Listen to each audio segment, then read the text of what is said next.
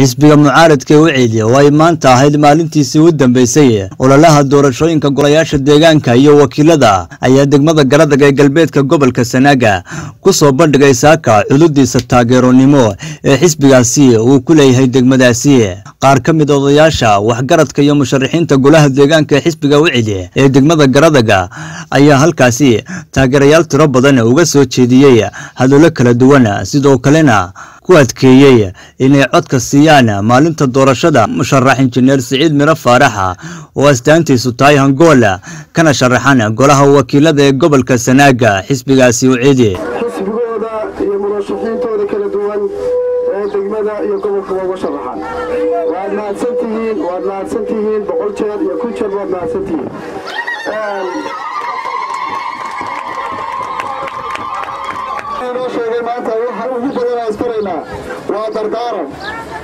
maanta waxa ugu badan askarayna waa dardaaran waynu ognahay codkeena waynu soo baxaynaa insha Allah waynu soo baxaynaa ani foos baynu nahay laakiin maanta dardaarankeena waxa weeye qof kastooba waxa laga doonayaa in 10 qof ama 20 qof aad kaambeyn garayso kuwa ay joogana waxaan heelan xildhibaanadooda xildhibaanka guud ee baarlamaanka Geehe Miro Faarax u heelan iyo xisbigooda guudba iyo xildhibaanada golaha deegaanka ka sharaxan waxaan leeyahay aad iyo aad u mahadsantihiin boqolkiiba boqol way muuqataa wayna caddahay arrinku wuu muuqdaa wax qarsoon maaha waxa weeyaan Geehe Miro Faarax waxa weeyaan nin la yaqaan masayreen bay waxay bilaabeen inay dadka ku kala kaxeeyaan hayb ee waxaynu leenahay ninkii u hanweyn hoggaanka dalkow halkaaba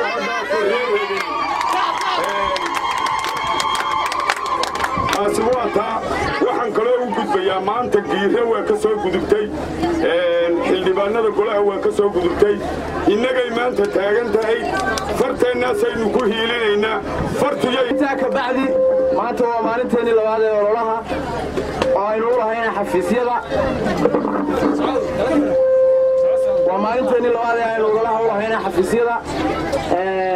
maalin dambe isu soo noqon mayno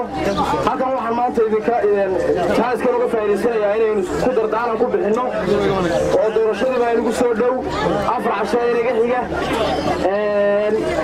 markaa waxaan halkan dardaaranka idinka siinayaa wuxuu yahay imika dhalinyarada iyo aqoon-yahanka ahayda waxbarashada halkan taagan rag iyo dumarba ninkii garanaya qofkii garanaya astaanta musharaxa baarlamaanku waa Angool musharaxiinta golaha deegaanka waa la barno wasiro walila wasigis istaadraadeed waxaan jecelahay inaan qof kasta oo halkan goobta jooga aan ku dhiirigelino aan kula dardaarano inuu ilaaliyo calaamadaha ilaaliyo qofkii garanaya waa inaanu calaamada isku talaabta aan ku xadgudbin ee booska lagu talagalay ku calaamadiyo qofka kale aan garanayna inuu gudoomiyaha goobta dhaho iyo calaamadii ama lambarka iyo calaamadii ama calaamada iyo calaamadii min guudna waxaan farayaa bulshada reer Garadag meel kasta joogto sidaan ka warqabno degmada tuulooyinkiisa aad iyo aad baan wax maryeelaya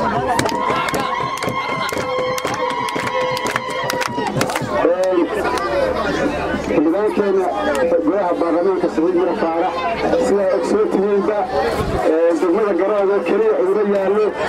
ku suntan yahay gobolka oo dhan ku suntan yahay sidaa darteed ayuu gobolka u marayaa codka ugu badan gobolka ayuu ka haystaa